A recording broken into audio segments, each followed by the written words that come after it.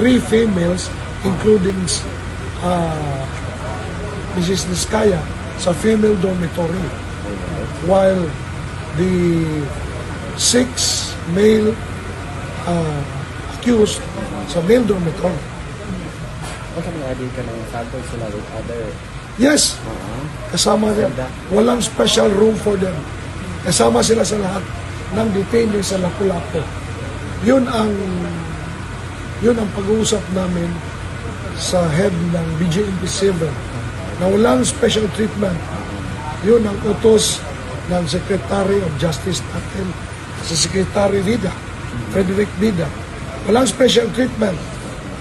I-treat them as ordinary criminals.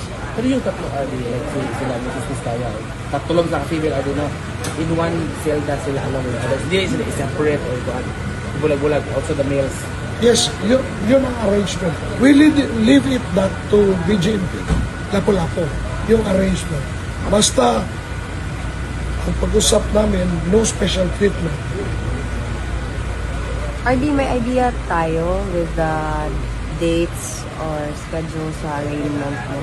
As far as I can remember, earlier, yesterday, January, first week and second week of January, may arraignments.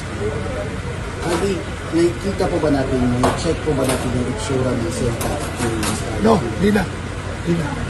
Pero ano po, sa isang selda, marami Do po not sila. worry. The courts have a regular visit, weekly visit sa jail facilities.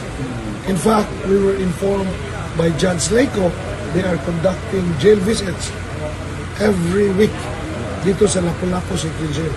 Rest assured na alam special treatment. Would you know, kung mga